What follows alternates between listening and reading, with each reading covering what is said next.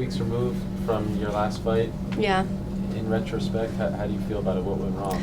I feel like coming to the UFC, moving up new weight class, finding the top tier of the division, it's just a bit of a learning curve. And every fight you go into, you have to know that you can't compare it to any of your fights prior. But that's easier said than done.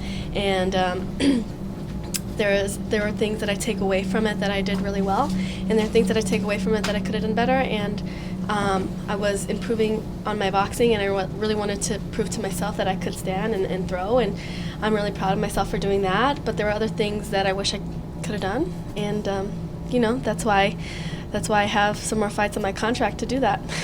After the fight, I noticed on your Instagram stories, Yeah. which are often very entertaining, that you were very emotional. You were talking about like going to hug your family and spending time, and I don't know if there was a deeper meaning to all of that, or if you were, there was one in your car, you remember? There was like 5 in a row, and you had black eye. Yeah. And what were you trying to say to your fans, or what were you trying to express?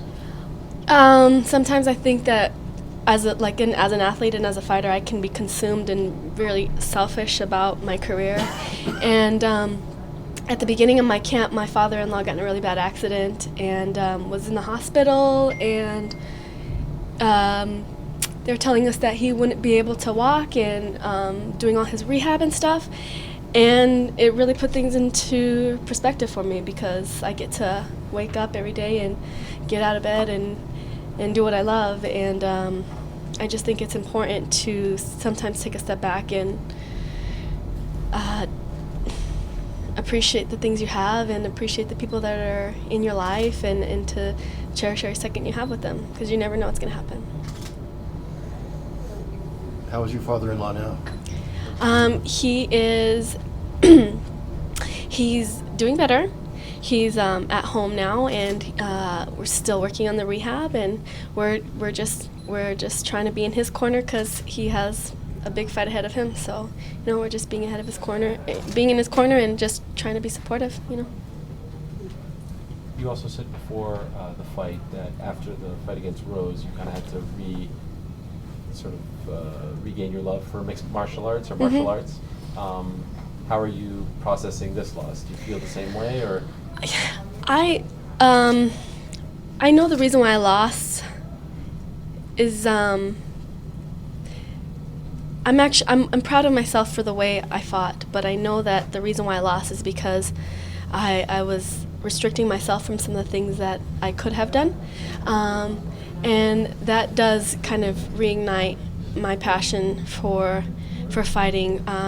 It's like a constant search for who I need to be as a fighter, and the minute you think you've learned something new, something else falls off. And that's why I love martial arts so much, is because it takes so much for it to all come together. And it was kind of a hard pill to swallow. I've never lost 2 in a row, and it's not something that settles well in your stomach, especially around the holidays, and you want to come home and spend time with your family and celebrate, but that's life.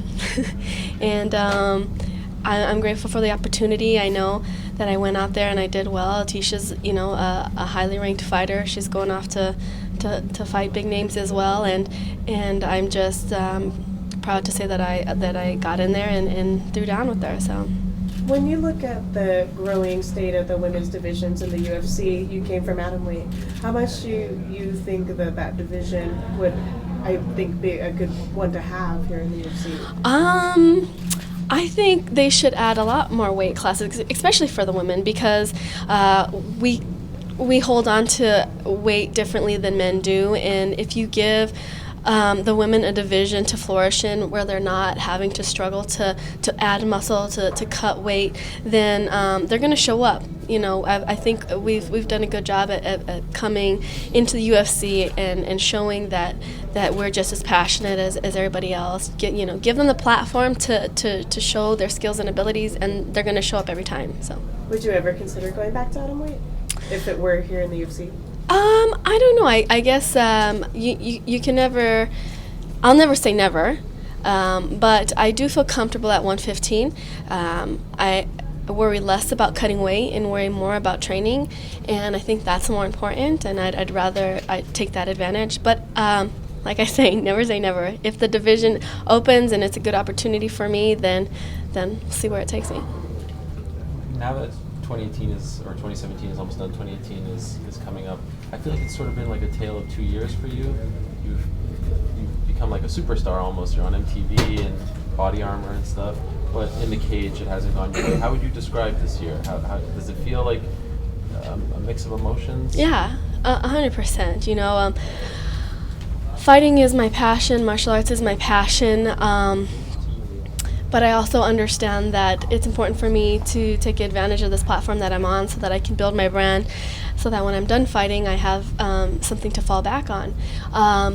But with that being said, I look forward to getting back in the win column and climbing back up the ranks and making that my priority. How soon do you think you'll go back? I'd like to fight March, if I could. Any names? I'm really looking forward to watching the bout tonight between Carla and Cynthia. I think either one of those girls would be a fun match between me. Also, you know, I know Felice has been on a 4-fight win streak. You know, her and I kind of grew up in the sport together. I think that would be an entertaining fight. But at this point, I just want to get in the win column, so we'll see who they give me. Just one question about the main event. I mean, a lot of talk about the main event has been, you know, the winner would kind of potentially be kind of the GOAT. Yeah. You know, of like female fighters. You know, would you agree with that? I mean, if Holly gets it done on another day, then she's one of your 100%. I believe that, well, I might be biased because Holly's like one of my best friends, but I know what she does behind the scenes that nobody else gets to really see, and to me she's already the GOAT because I get to see her work ethic. I get to see her, you know, on her highs, and I get to see her on her lows, and in all instances she is an amazing person, an amazing athlete, and somebody that I aspire to be. Thank you. Thanks, Michelle. Thank you. Michelle, thank you.